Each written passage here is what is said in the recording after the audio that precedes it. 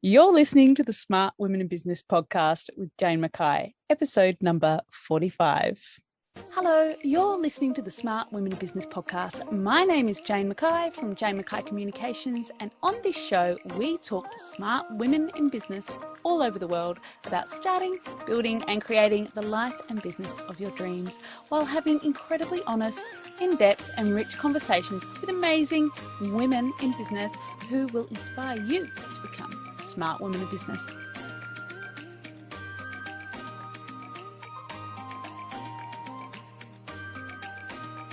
Hello and welcome to the Smart Women in Business vlog and podcast. I'm your host, Jane Mackay from Jane Mackay Communications, marketing consultant and coach who works with women across the world to build the business of their dreams. Today, I'm talking to Miriam Castilla, a beautiful friend of mine, and I'm thrilled to have her on the show. Miriam is a money and abundance coach for entrepreneurial women who helps you create an abundant business and life by showing you how to leverage the power of your unconscious mind and the magic of the universe and marry them with very practical, everyday money skills, as well as smart business strategy. She's a very gifted lady. Miriam's mission is to liberate entrepreneurial women from money stress so they can fully show up to do what they were born to and make a meaningful impact on the world. I'm so happy to have you here, Miriam. Hello. Hi. Thanks for having me. This is going to be fun. It is going to be fun. I'm excited. Miriam and I have been trying to tee this up for a while. I've been on your YouTube channel and we've known each other a long time online. We have a while. And Miriam has just this beautiful energy that it's just nice to be in her orbit. But tell me about your business journey, because you are a multi-skilled lady. How far back are we going? You can tell your whole story. This is my podcast. We do what I want. Okay, you're the boss. Good. I like it. So I'll keep it short, but it's relevant, right? Mm. And I think lots of people can relate. So back, many lifetimes ago, I actually started out as an engineer. So, I did the thing that we're all expected to do, is go to uni, get a great job. And that was fun for a while. So I worked in petroleum engineering, and then I moved into corporate development, and that was all very impressive. And unfortunately, it didn't take me very long to realize that I felt like it was slowly sucking out my soul. And I had the worst Monday-itis ever. Sunday night would just be, knots in my stomach, and I hated it. And this was back in when did I leave there? Early 90s as well. So I was putting on stockings and heels. Yeah. Old school. Had the whole corporate uniform going on. So, I realized that was really not for me. I had no idea what I wanted to do when I grew up, but I knew that wasn't it. So I actually did something that was considered very dramatic at the time. I went part-time, and that kind of was revolutionary, and it only lasted 6 months because nobody understood that the concept of working half the hours for half the pay meant I should be only doing half the work. So in the end, I just quit, and I went, you know what, I'll figure it out. And from there, I kind of went on, I had a few hobby businesses. I helped my ex-husband build his business. Then I had children, and then eventually we divorced, and I was like, shit, what do I do now? Because I hadn't really ever had a business, take off. It was always just side stuff to kind of keep me sane while I had kids and while I helped support him in his business. And so that was a big rude awakening, because I hadn't been very smart with, setting myself up financially and making sure I could ever live independently. I kind of just went, yeah, put all my eggs in your basket, mate. And so I ended up, long story short, on parenting payments, on Centrelink payments, welfare, if you're in the US, 2 little kids under 5, a defunct career. I was broke. I was depressed. I was not in a good place. And it was around that time when The Secret had come out. And I'd always kind of been interested in the sort of spiritual stuff, but, you know, I was an engineer and that was all. We're very serious. So it was all very in the closet. And I thought, you know what, I'm going to have to figure this out. I'm going to have to figure out if there's something to it. And so, you know, I applied my engineering and Germanic background skills to breaking it all down and trying to figure out what made the machine of law of attraction work. And long story short, I went from having this one day where I literally melted down into a puddle of tears at the supermarket because my bill was $10 more than I expected. And I was so living in fear of money. Like I used to add up things as I put them in my trolley, and I screwed up that day. And that made me really angry. And I was like, all right, that's it. That's the end of it. Never going to end up in this sort of place again. And so I really immersed myself in that. I got my act together and I just got a job. And, you know, I'll spare you the litany of the ridiculous little things I did just to build my confidence. But I ended up in finance eventually. And then I ended up starting my own business in finance. And it did really well. Like it did the multiple leverage 6-figure thing. I bought 3 properties. I remarried eventually. And, you know, it was all looking really great. But I realized there was something missing because I still felt broke and I still was living in constant fear of money. And so from there, that led me to actually go study with Mike Dooley and become a trainer in his Infinite Possibilities program. He was my favorite teacher on The Secret. And I also became a hypnotherapist because as I started kind of coaching, I started venturing into coaching and so on, I realized people kept coming back each month with the same excuses. And because punching them in the nose wasn't deemed appropriate, I thought I'd better figure out how to help them. Find another tool. I went, okay, hypnotherapy, you know, they can't give me their excuses because they have to shut up. And I basically help them, you know, release the unconscious blocks that are going on. So what I do these days is I combine those 3 elements, you know, like you said before, the magic of law of attraction, the power of your unconscious mind, and practical everyday money skills, because there's a lot of money stress out there. There's a lot of people living in silent money shame, and not all of them are broke. Many of them are not at all broke, but they're still stressed to the eyeballs. And so that's what I'm all about these days. And that's why that background is sort of quite relevant. It is quite relevant. It's funny because I've spent so many hours with you in my ears. Like, got 10 minutes, I'll just listen to one of Miriam's hypnotherapy sessions, the quantum visualization I do almost daily. I love it. It's one of my favorite places to go in my subconscious, and it's really fun. But it's interesting you talk about that money shame, that fear, that deep-seated fear that we're brought up to have. You know, rich people are bad, money is bad. We're taught all these things, you know, money doesn't grow on trees, all those things that you have talked about to me, and I hear around the, you know, other places where I hang out about money manifesting, and trying to break that cycle and those patterns that we're conditioned to believe and have that negative association with money. You know, money is a tool that we can use to make our lives better, but we've got to energetically feel positive around it.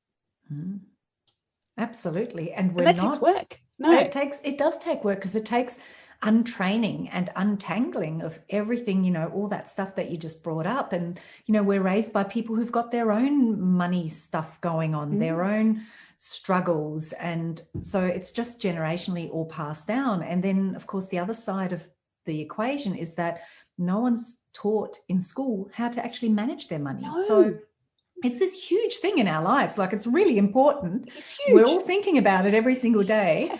And no one sits us down and says, okay, this is how you manage your money. Like, this is how you make sure you pay your bills. You do a budget. That you have some fun money. Yeah, this is how you make sure that you actually move forward financially. It's more like, oh, cool. You want a credit card? Oh, you want a car loan? Oh, you should buy a house. Let's buy a bigger house. Oh, look. This is how, and, you know, I was a mortgage broker. So I know that a lot of people will just kind of come in and go, what's the biggest mortgage I can afford?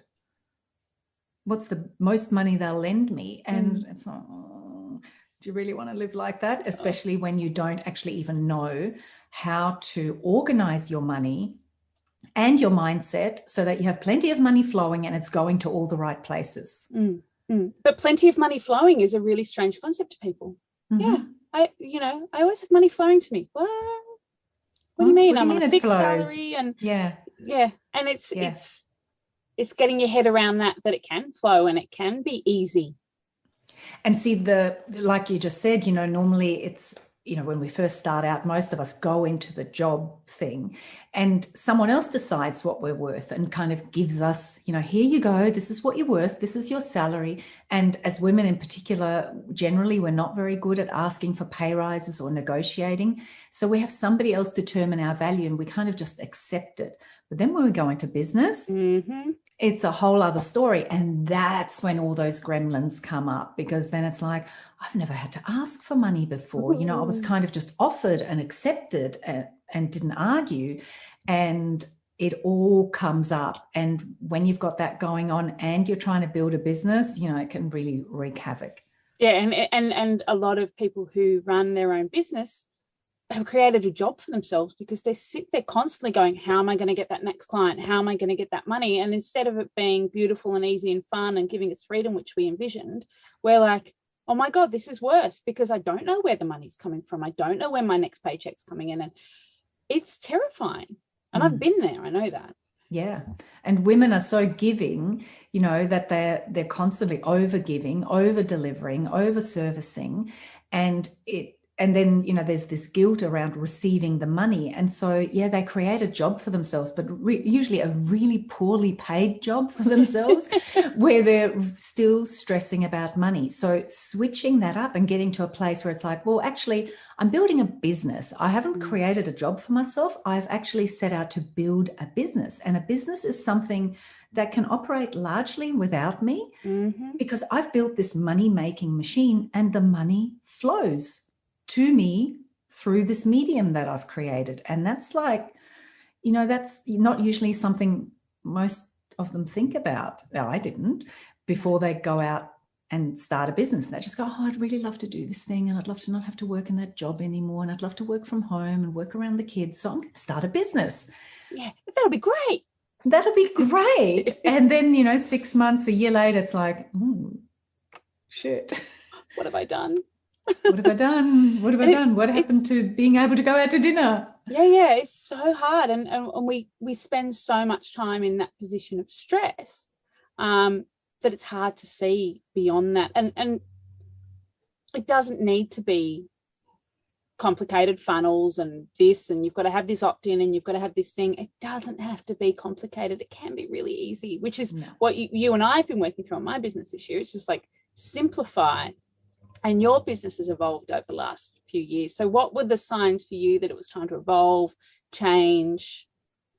Yeah, I'm so glad you raised that, because that whole overcomplicating the business thing, that's just another way of working way too hard, right? And thinking that you've got to have all this stuff and you've got to do all these things to be able to these tools and expensive software. And that's right, to be able to justify the income. And you really don't.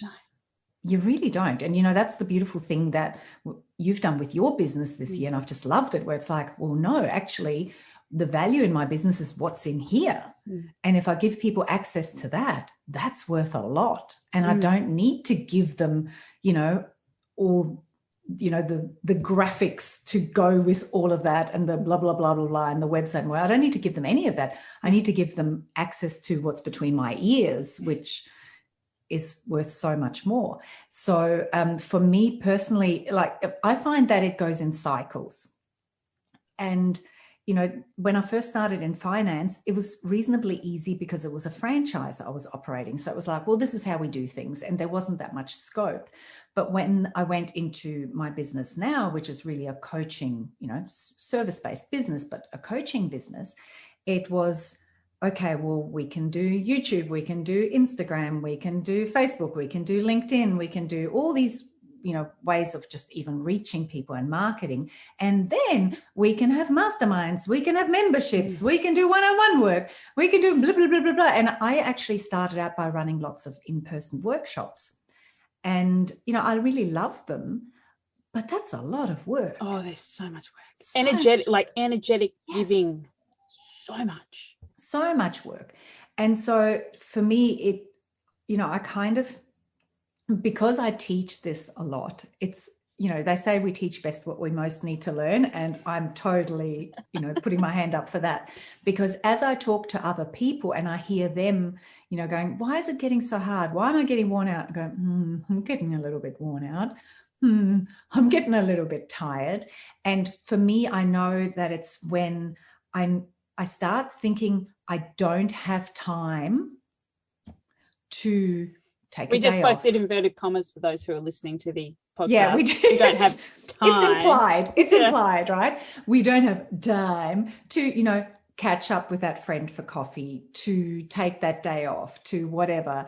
When I hear myself think or say, I don't have time, that's when I know that I've overdone it. Yeah. Because I should have all the time in the world.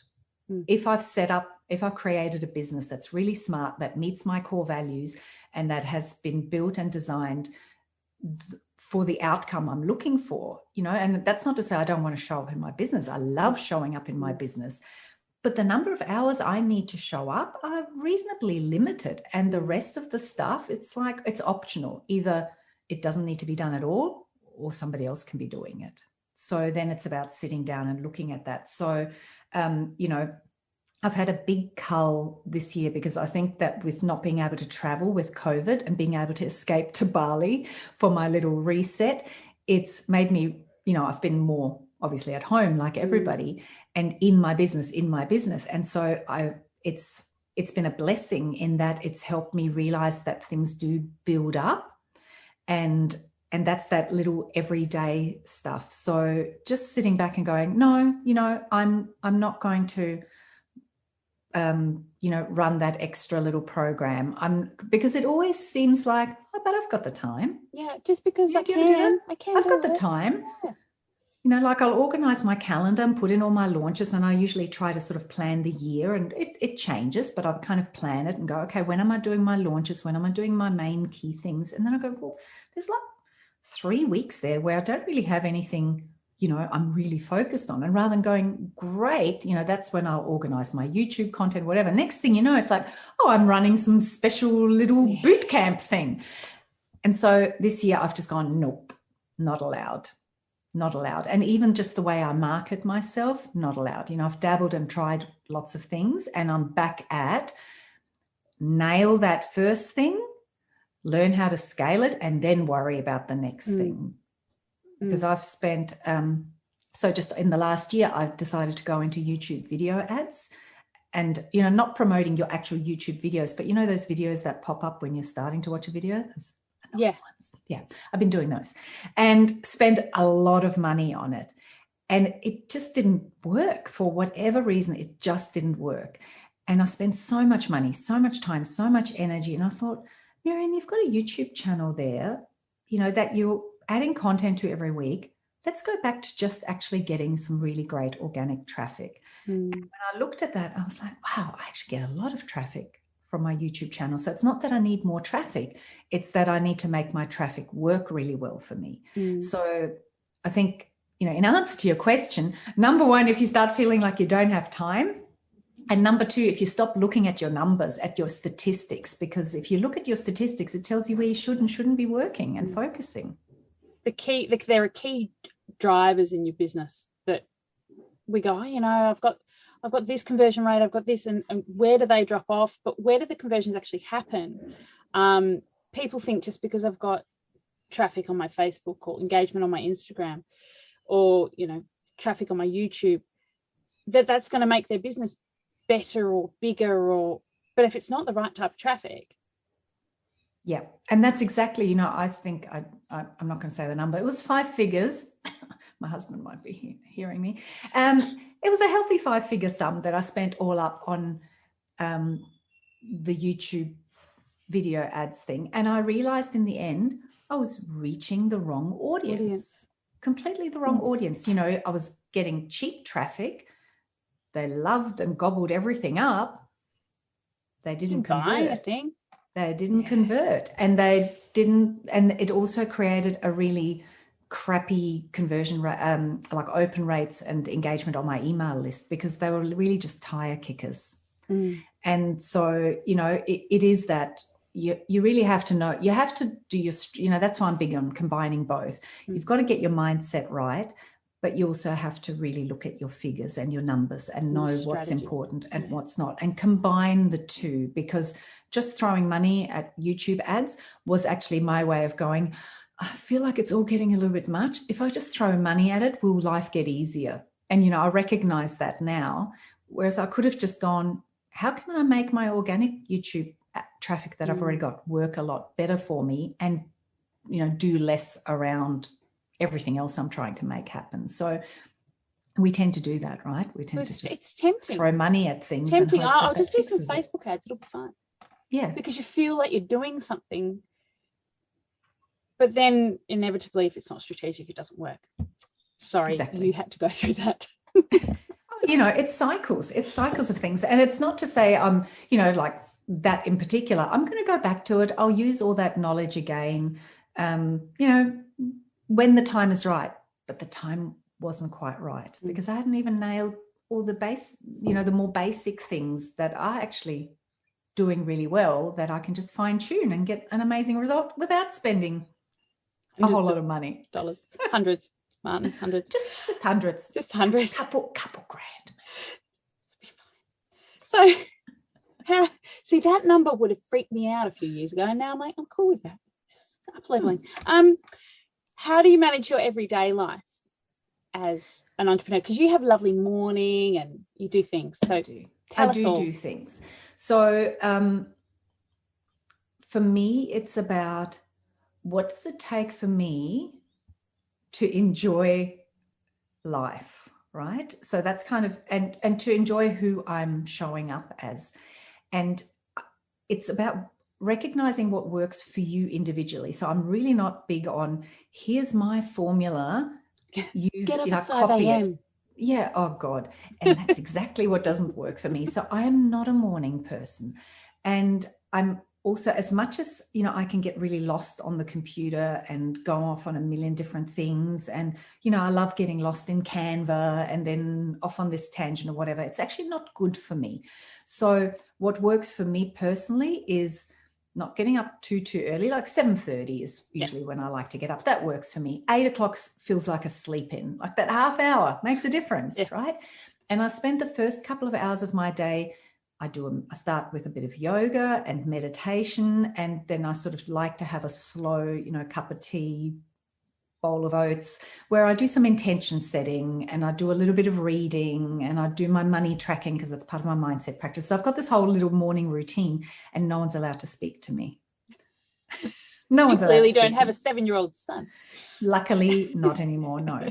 So that's how I like to start my day. Now, it doesn't happen all the time. Some days I have to condense it and whatever, but it's worth getting up that half hour earlier to get that in, because then I show up, you know, as my best self, and I'm actually happy to show up. And then the other part for me that's really important is to limit my computer time, because I can easily, like, I have innate workaholic tendencies. I blame it on being half German and being born there. And, you know, I can easily pull a 10-hour day at the computer easily and not go to the toilet all day.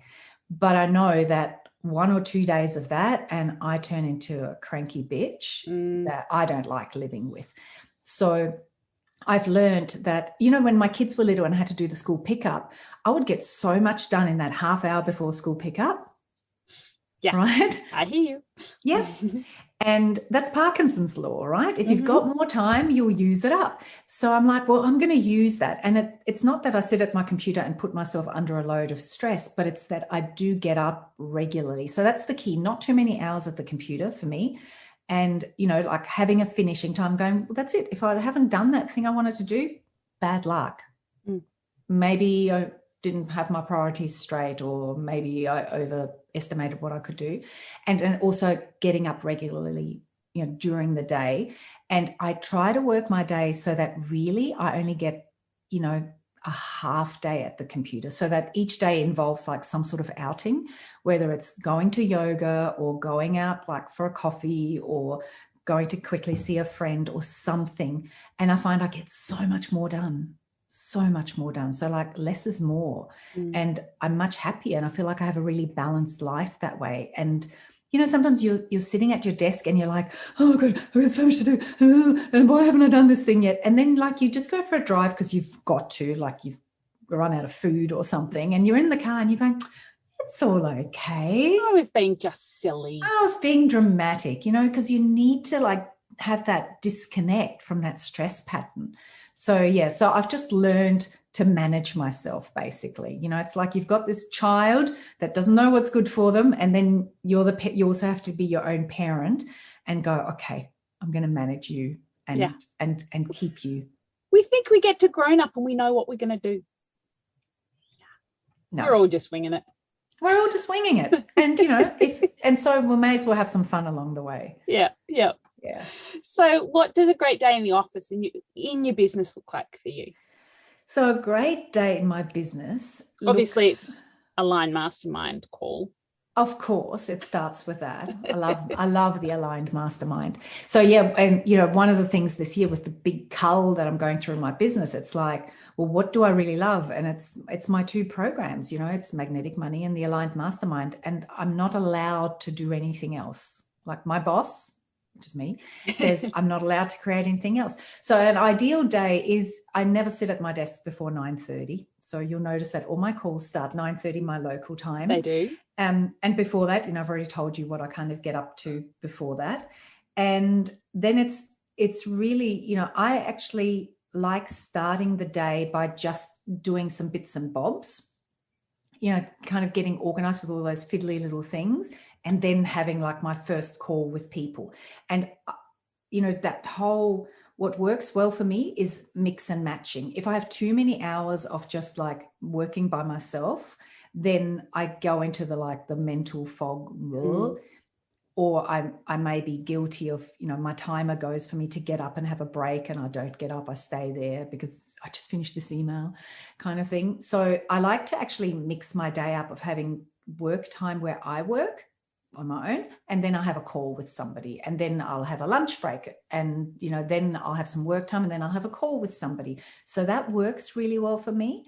And I think, and then finishing up, like really being out of the office by 5:30 at the latest. And that might include, like yesterday my mum was here, we had 2-hour lunch together, and so I left the office at 6 or something, but I didn't start till 10:30, and then I had a 2-hour lunch with my mum. So, just for me, it's about variety and mixing it up and having time away from, like lots of time away from the desk. And when I'm at the desk, mixing it up. And that works really well for me. And that took a bit of trial and error, because I've tried that. Let's get all my calls done in the morning and then have the afternoon to be creative. But then I just found I was tired, I was mentally drained. So I think, it's great to try different things, but the message is just figure out what works for you. Yeah. What's your flow like? Set up your calendar to protect it. Like Acuity is my favorite tool in the world.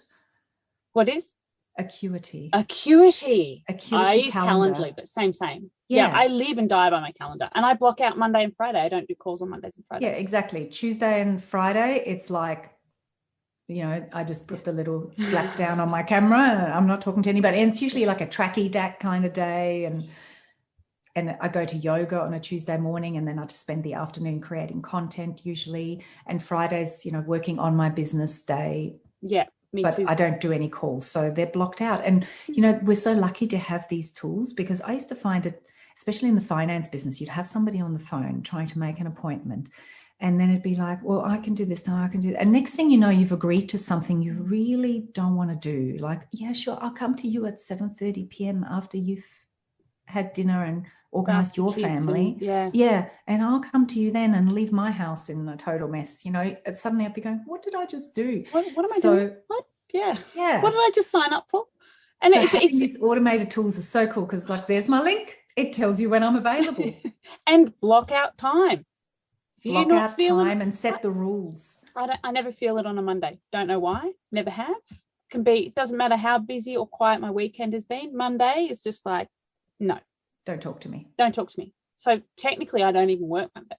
Great. Because that's who I am, and that's how I've designed my life. And look, when we do that, when we honor ourselves, we enjoy our business more, we feel more aligned. And when we are sitting doing stuff, whether it's client facing or, working on the background stuff, we're actually really into it. It really, at the end of the day, it doesn't matter how much you love your business. If you're doing it all wrong and you're wearing yourself out, you are going to end up hating it. And burnout is real. I've been there, and it's hard to come back from. And it's just, you don't want to get to the point where you feel exhausted in your business or resentful or getting that Sunday night, oh, I've got to work tomorrow. So my latest thing is I was meant to go on because hashtag no Bali, I was meant to go on a Vipassana retreat, which is like 10 days of silence. And I realized in retrospect that I was I was feeling a little bit stressed and overwhelmed, and I wanted to just run away and be silent and have nobody talk to me for 10 days. And because of some personal stuff, I ended up not being able to go. I cried initially because I was like, I really just need to get out of here. That was me when my family couldn't come to Queensland. I'm like, Angus, just get over the border. I just need to get away. Exactly. So it didn't happen. So I had the week, but I took the week, I left the week blocked out in my calendar, and I just went, I'm just going to learn how to be chilled out at home, because normally it's, go away if it's an extended period. And that was actually one of the best things I've done, because it was a week of being at home and going, no, I'm not on social media. I'm unplugged and just chilling out at home. So now I've actually organized my calendar to have that regularly. So it's, maybe 6 weeks of just normal.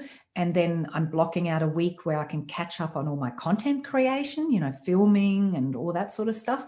And then a week where I'm just unplugged. And I've now popped that into my calendar, and I'm so excited. Oh, that'd be awesome. It's actual just unplugged weeks. And, the world didn't end. And it was really interesting. I didn't have to go anywhere to allow myself to have that. And I felt like that was a real up-leveling for me.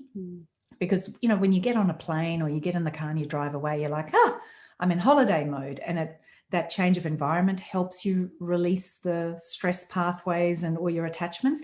But when you're home and it's all still around you, to just let it all go and go, no, it's my week off. I'm not going to check messages or emails. At that level yet. It was a challenge. Like, I was like, this is tougher than going out into the countryside and being silent with a bunch of strangers for 10 days. That would have been like, well, I can't help it. This is the rules here. But this way, like, I was still fully in charge, and it's really cool. I was like, this is really up-leveling me. This is awesome. Ooh. I should market this. I should trademark this. Unplugged at home. Unplugged at home. Yeah, and because we have been at home so much in the last, especially us Victorians, in the last 18 months, home's not, like, being at home for me is not that relaxing thing that it used to be. It used to be like, I get to chill on a Sunday, and now I go, it's giving me flashbacks to lockdown. I'm trying to flip that back again to home being your sanctuary, and home being a place where you are permitted to relax. I mean, the only time I come close is sometimes I'll go, you know what? I need a nap. So I just go, I'm just going to go and lie on the couch. And I haven't done that for so long, because I did it last week or the week before, because I now block out my Mondays and my Fridays, and I go, I'm not going to push through this task I don't want to do, and my business doesn't demand so much of me anymore. And in fact, I've scheduled a social media post for tonight that talks about this exact thing. I've had school holidays. I've had 3 weeks with my kids, and I've gone, Mum, you can't look after the kids on Monday. Why don't you come here for lunch and have the whole day off? Or when I drop the kids off at hers, I will have the cup of tea instead of going, I've got to get back. I've got so much work to do. I've got so much to do. Yeah. And it's like, no, I don't. It's not how my business needs to be anymore, but it's about making that decision and committing to that, which is hard because we feel like we should always be doing. Yeah, well, we do. And it is. It's challenging, and it can be hard, and it just takes a commitment to chipping away at it, and to going on the journey and being kind to yourself along the way. And sometimes we get lost in the fog, and then we go, oh shit, I didn't even know what was going on. And you've got to just forgive yourself and go, okay, well, what can I learn from it? How can I, move forward? And I think ultimately the whole, being relaxed and the sanctuary, the ultimate aim is that it goes with you wherever you are, and that you can be in the midst of all the shit hitting the fan, and you can just be like, okay, Cool. Yeah. That's what we were talking about last week. We were talking about our vibe, like keeping our vibe high all the time and going. And it's funny because I love my children. If I'm with them all the time and never alone, I find that my vibration gets really, I say choppy. It just is not that constant high vibe. And it's like that. I have to find ways to manage that while I'm around humans, because I can't always be around away from humans. Yeah, if only. No, I'm quite an introvert. So sometimes I'm like, just drop me on a desert island with good internet. Yeah. And I'll be fine. And food. And a cafe. Yeah. Coffee. A good cafe. Just chill. And we don't get, in the way our society is now, we don't get much time alone. No, I love time alone. Like the older I've gotten, the more I'm like, oh, just going to go over there and no one talk to me. Just ignore me for a while. Yeah. So you mentioned Acuity. What are the other tools you like to use in your business? What are the other tools I like to use? Excel. No. I'm pretty proficient at Excel. I once wrote a whole trust account keeping software on Excel. Excel has this really handy function where you can record macros. Yeah. So it records what you do and then just writes the code. So that's handy. But no, I love my Google Drive. My business now basically lives on Google Drive. That's one of the best things I've done, because now my team can access everything and I don't have to worry about my computer, my disk getting full and so on, because I have a lot of videos. Like, oh God. So I love Google Drive, love Acuity, love Asana. Asana's really great, both for just ongoing, maintenance stuff in the business, just those monthly and weekly tasks to make sure my team knows what they're doing and it's all getting done. And for projects, so when I have a launch, I've got like a webinar project template, and you just copy it, and there's always going to be some small alterations, but over time it just gets easier and easier. So those are probably the main kind of tools I use in my business. And one of my favorite little alignment and self-management tools is an app on my phone called Lock Me Out. I'm on Android, so I'm not sure. too. Yeah, it's called Lock Me Out. And basically it locks you out of you can create groups of apps. So I've created anything that's kind of work related and has that, that impulse. Oh, just check. Just check my email. Just check. Yeah. So I've locked myself out of all those, and it kicks in at 8 p.m. each night until 8 a.m. the next day. So that way I can't look at anything before I've done my meditation. And you can also set it so that if you've opened, this group of apps so many times in so many hours, it'll also just give you like a 30-minute time out. So on you the can do all naughty this step. cool stuff. And Sundays, I'm totally locked out. So Sundays, I like all day. It's like 24 hours on a Sunday. I cannot look at email or messenger or any of those things. And so again, that's just self-management. And that's just, because these things are freaking addictive. They're designed to be addictive. They're designed to create those, habitual patterns in our brain where we're just constantly looking for the next hit. And give us that reward hormone. Yeah, exactly. So we have to fight back, and set up like countermeasures.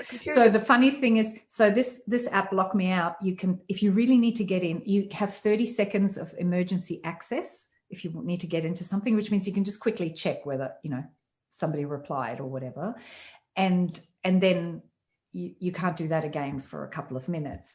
And when I first got it, I got really good at doing things in 30 seconds. Super efficient. Yeah. And if you do want to get in, you can pay them $6 and you can get in. And I have to say, I've never paid, because, I'm all big on the not wasting money on unnecessary things. And I pride myself on that. So I'm like, I'm not giving you $6. I can do it in 30-second increments, or I can wait till tomorrow. Money flows to me, but I'm not spending $6. No. To me, that's almost a game. And, I talk about that in Magnetic Money. It's almost a game to kind of go, ooh, how can I be like as smart as possible with my money? So giving someone $6 to use my own phone is like, no, not going to happen. I love it. It's hilarious. So one of the things I always talk about on my pods is imposter syndrome and overcoming the bad days in business, because we have them and they're hard and we don't talk about them. They don't turn up very much on Instagram and the shiny pictures. So no, they don't. Do they?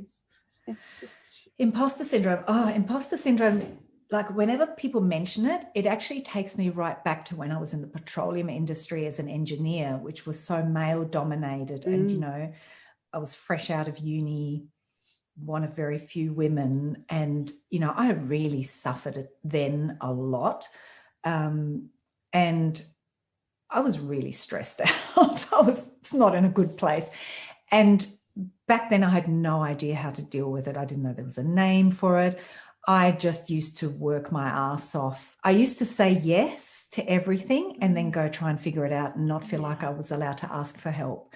And it was horrible. And I'm sure it contributed to my eventual demise in that industry. Where I was like, minor breakdown. Yeah, I just needed to get out. And I didn't even realize it, but I'm sure I had some form of post-traumatic stress because I couldn't even drive down the street in the city where our building was without feeling anxious. Really anxious. Yeah, I had a job that I used to leave and I would scream in the car for the first kind of couple of minutes because I hated it so much. See, and you know, I wake up now frequently and I go, there are people out there who are getting up and getting in the car and fighting traffic, and like, how blessed I am not to do that. Like whenever I have a bad day, I go, well, you know what? Do I want the alternative? Yeah. No, I'm totally unemployable. Nobody would want me. I did not play nicely with others. I'll show up at 10. I'll be gone for a couple of hours in the middle of the day.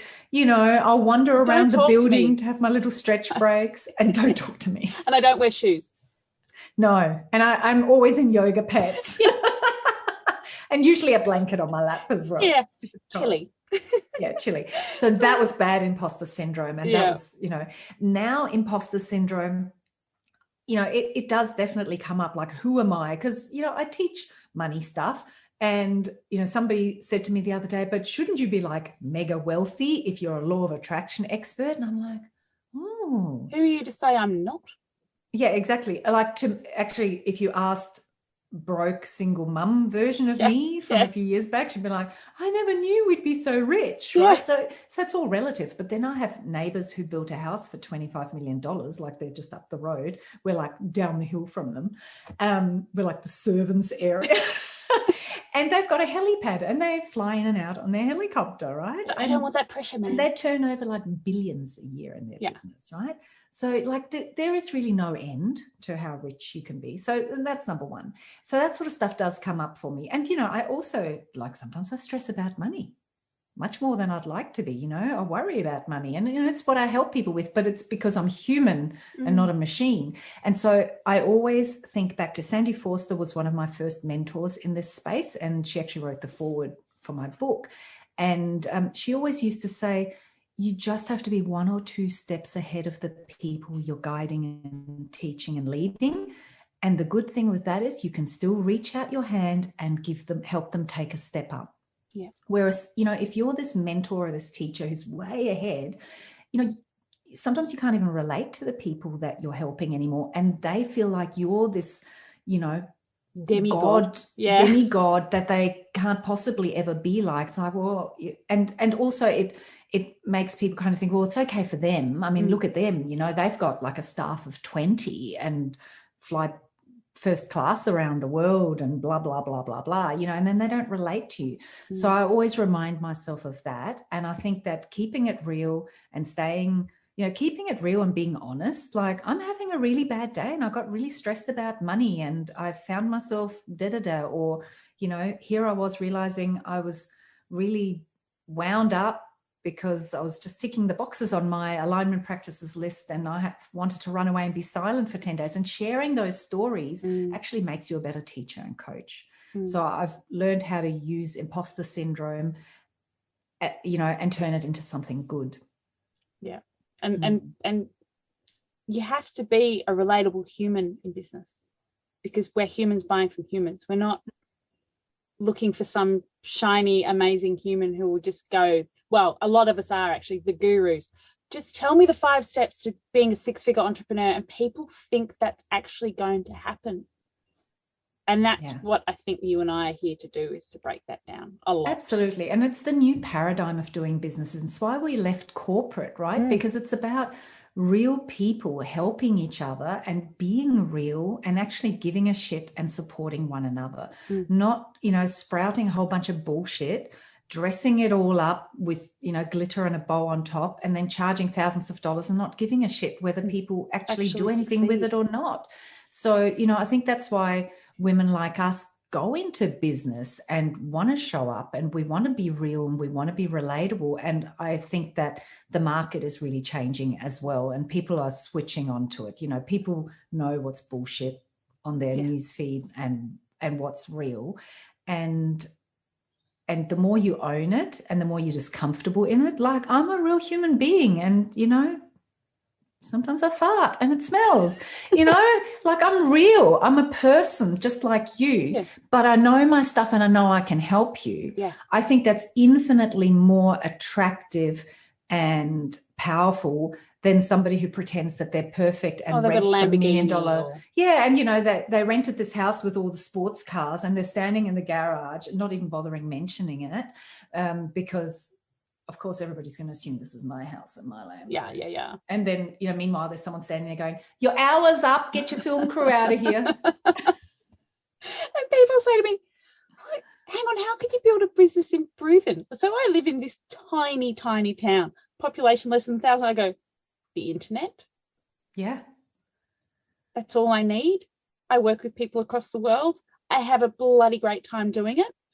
And it changes their lives. And it's just me in a little tiny, very messy office, because my kids have been in here and breathing, going and just doing my thing. And people relate to that. Yep. And it's your strength. It's like, there are no excuses, and it's only an obstacle if you believe it is. And that's funny that you say that, because I'm like, oh yeah, that's right. I forget where you are. I forget where everybody is. And my husband always goes, you're doing podcast interview with Jane. Where is she again? I'm like, online. Like, he's always asking me, where is this person? I go, online? Like, I just forget. One of my online friends, my kids know about my online friends. They live in the internet. Yeah. And they go, oh, you're talking to Miriam. Oh, your online friend. Yeah. Your money lady. Yeah, my money lady. That's it. Yeah. And it's fine. And that's how the world is now. So, and which brings me to my next question. How do you maintain your sense of community while working essentially by yourself in the world of the interwebs? Yes. Well, I am an introvert, so I don't mind. It actually serves me really well to be able to go, hi, everybody, and then to be able to go, okay, see you next week. Ding.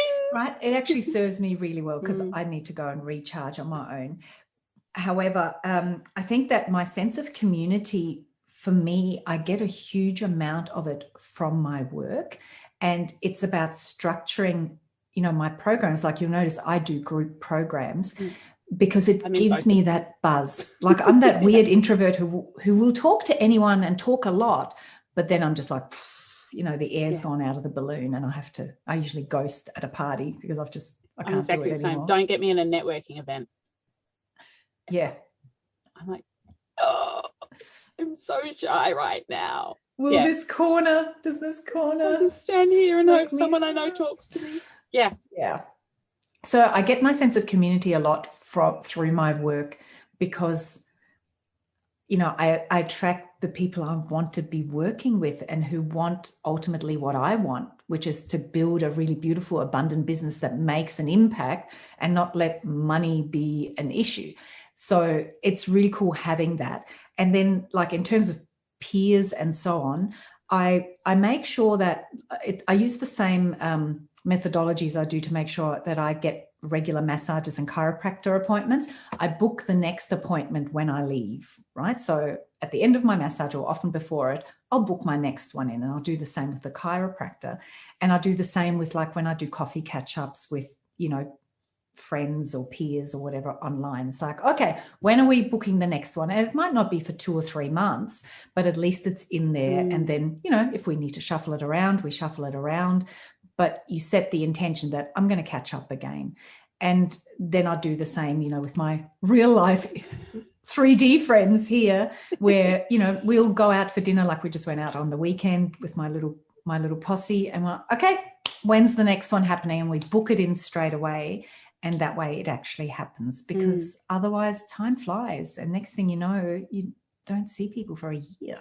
Yeah, scary. And that's just weird. It is weird. And because we used to be so offline that it used to be something we had to do to find people. And now we feel that we're always caught up with people because of social media, But it's, I love, but what I love being in somewhere really rural is that online gives me a community, because I have people here, IRL friends, but there's not many people where I live. And because we don't have the school connection anymore, because we're not allowed into the school grounds and all of that. So online's kept me going socially over the last 18 months. What are we up to? Yeah, and Victoria's like really a tough place, as far as Australia goes, a tough place to live in terms of COVID and all of that. I'm in South Australia. We're like, oh yeah, that's right, COVID. Like, well, we're regional, so we've it's had only it just easier, but lightly brushed us, we had 111 days of lockdown, I think, in a row last year. Homeschooling a prep. I think, and also with lockdown, I'm lucky in that I don't have school-age kids anymore, because I can't even imagine that. But it's also just that mental weight of I'm not supposed to go out. Well, I don't go out anyway, but now I'm not allowed. To spend 10 weeks at home in theory, but don't make me do it. Exactly. Don't tell me what I am and I'm not allowed to do. Don't you know I'm an entrepreneur and I don't take instruction? Don't tell me what to do. No, it's fine. It's fine. It's fine. That's what I kept going. It's fine. We'll be fine. But yeah, it was full on.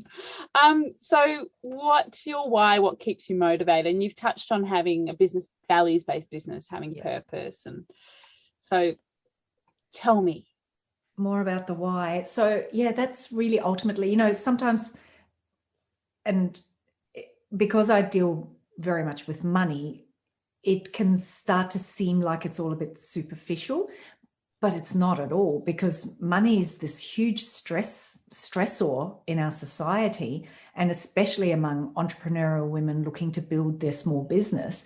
And when you can take that out of the equation, you liberate them to actually do that amazing thing that they want to do. So that's my why, like to think about all these women who are going, oh my God, I really don't want to have to go back to a job, and I really want this to succeed, and I don't want to look like a failure in front of my partner or my friends.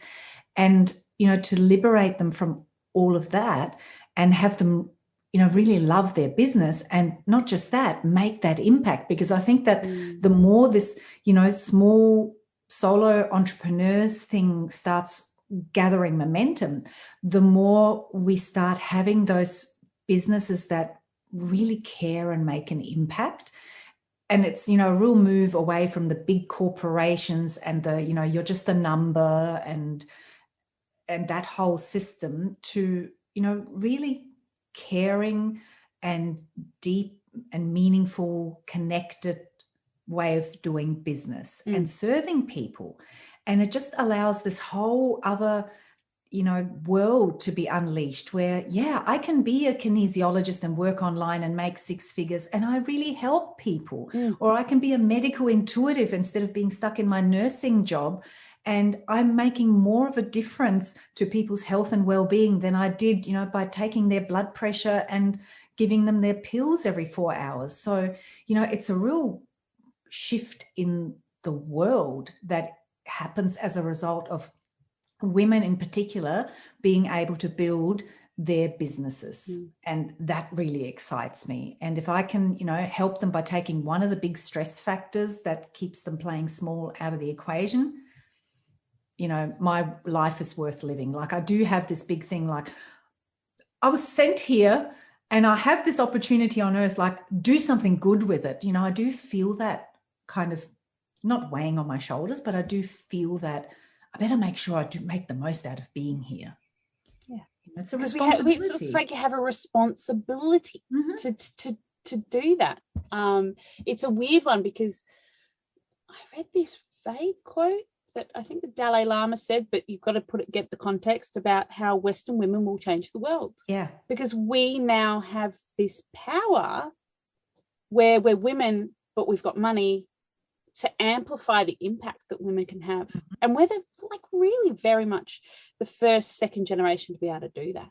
Yeah, absolutely. And it's powerful. Yeah. Really powerful. We're not oppressed like women used to be, and we have a voice now and we can make an impact. So yeah, totally. That's amazing. It's exciting. It is exciting. We're excited. So what are your top tips then for the smart women in business across the world? Top tips. Okay, top tip, I would say, this is not just based on my own experience, it's also based on all the work I do with everybody else. It's really important to get totally clear, and you're not going to do it all in one day. It's a continual work in progress, but to always stay really connected to what you really want and what truly lights you up and how you want to do it, because people are going to be full of ideas and suggestions and asking you to do things, telling you how great you are, how much you've helped them. And there's going to be coaches out there that sometimes you pay a lot of money that tell you to do things a certain way. You need to run every single thing through is that how I want to do things filter. You are, the master of your world, and you get to choose and you get to decide. So don't give away your power would be my number one tip. And the second top tip is, I had them and now I forgot them, which means I'm having to really think about it, which is good. So the second one, I would say, remember that the only thing that matters is when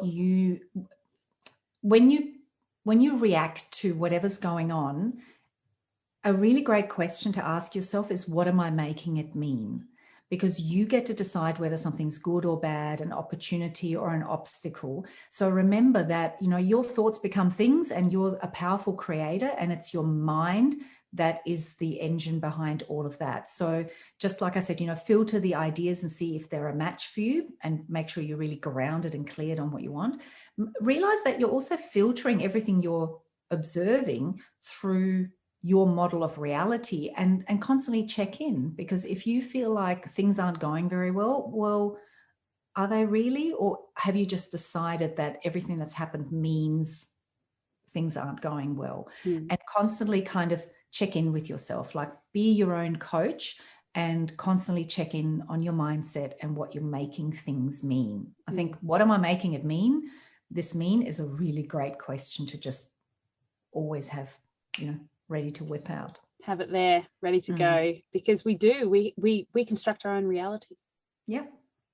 And something happens and we go, oh shit, that means that was a bad idea, or that means I'm on the wrong track, or that means my business is doomed, or whatever. Does it? Does it really? What could be more true than that? These are the interesting conversations I have with Miriam. Yes. How can people find out more about you and your work, Miriam? Because I'm sure a lot of people listen to this and go, I need more Miriam in my life. Cool. Well, if you love the sound of my voice and you want to hear more of it, jump on my YouTube channel. So it's called Miriam Castilla TV, which I decided was I think I was very Marie Forleo influenced early in my business career. Look, I'll live to regret my URL forever, because it's so long. Anyway, so long. Yeah. So long. Miriam Castilla TV on YouTube. I'll link it. Or you can jump, if you want to look at some free resources I have and so on. You can jump on my website, miriamcastilla.com. Castilla is with 2 L's. 2 L's, and I will link it in the show notes. Thank you so much for today, Miriam. It has been beautiful. It was so fun. We did go everywhere, didn't we, in our conversation? We always do. Thanks for listening to the Smart Women in Business podcast. If you'd like access to the show notes, please visit my website, janemackaycommunications.com.au/blog. If you've enjoyed this episode and would like to hear more, please don't forget to subscribe. Until next time, keep on being a smart woman in business.